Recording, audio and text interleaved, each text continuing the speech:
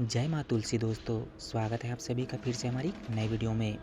दोस्तों, भागवत पुराण के अनुसार माँ तुलसी की मैं संपूर्ण कथा आज बताने वाला हूँ। दोस्तों, तुलसी का पौधा को बहुत ही श्रेष्ठ और पूजनीय पौधा माना गया है। कहते हैं कि जिस घर में तुलसी की पौधा रहती है उस घर में सकारात्मक ऊर्जा का संचार होता है, साथ ही नकारात्मक ऊर्जा दूर होती है। साथ ही तुलसी की पौधा को माँ लक्ष्मी का स्वरूप माना गया है। साथ ही जिस घर में तुलसी का पौधा रहती है उस घर में सदैव सुख शांति और यश कीर्ति बनी रहती है। साथ ही जिस घर में विधिवत माँ तुलसी की संध्या वंदन होती है, पूजन होती है, उस घर में माँ लक्ष्मी की कृपा सदैव बनी रहती है। दोस्तों, आज वीडियो के माध्यम से मैं आपको तुलसी की संपूर्ण कथा आपको मैं बताने वाला हूँ, तो बिना स्किप के शुरू से अंत तक वीडियो पे बने रहे ताकि आपको पूर्ण जानकारी मिल सके। साथ ही वीडियो पे नया है तो वीडियो को लाइक कर दे और चैनल को सब्सक्राइब कर दे और कमेंट में जय माँ तुलसी जरूर लिखे।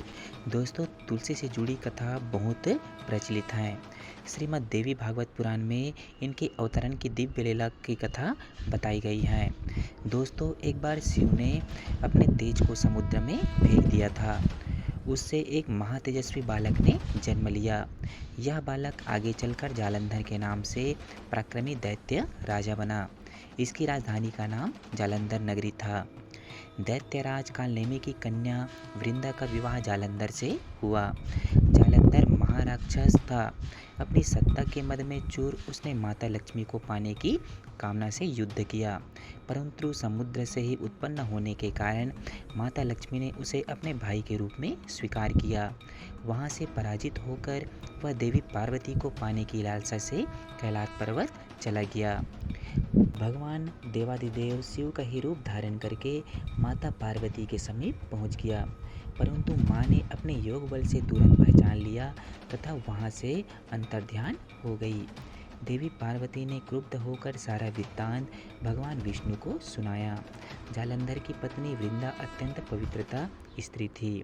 उसे उसके पवित्रतम धर्म की शक्ति से जालंधर न तो मारा जाता और न ही उसे कोई पराजित कर पाता था।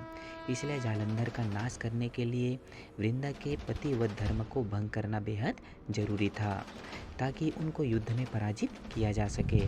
इसी कारण भगवान विष्णु ऋषि का वेश धारण कर वन में जा पहुँचे, जहाँ वृंदा अकेले भ्रमण कर रही थी।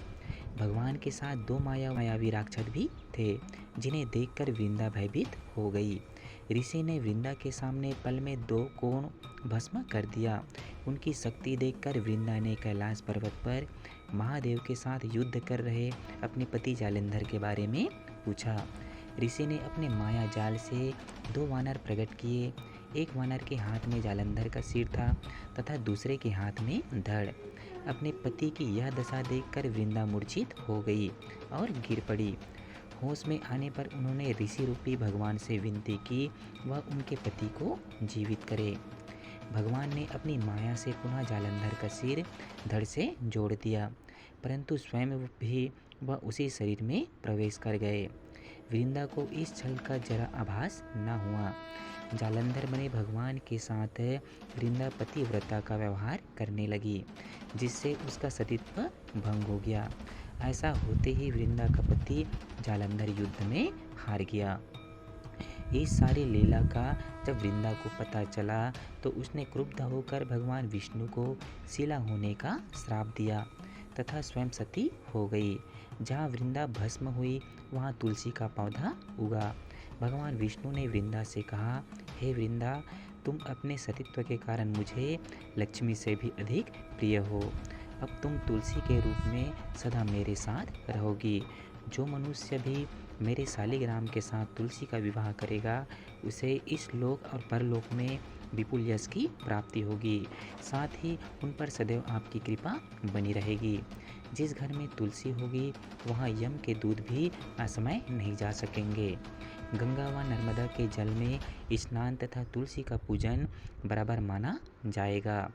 चाहे मनुष्य कितना भी पापी क्यों न हो, मृत्यु के समय जिसके प्राण मंजरी रहित तुलसी और गंगा जल मुख में रख कर निकल जाते हैं वह पापों से मुक्त होकर वैकुंठ धाम को प्राप्त होता है।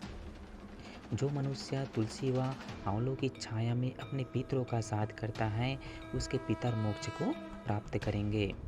उसी दैत्य जालंधर की यह भूमि जलंधर नाम से विख्यात है।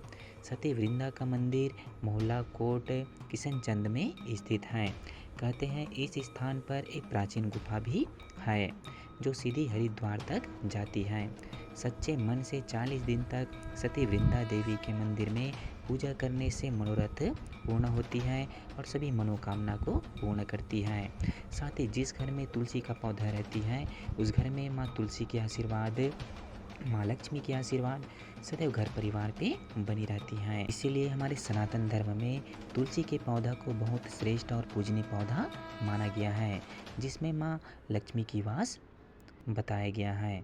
दोस्तों अगर वीडियो अच्छी लगी हो तो वीडियो को लाइक करें, साथ ही चैनल को सब्सक्राइब करें, साथ ही कमेंट में जय माँ तुलसी जरूर लिखें।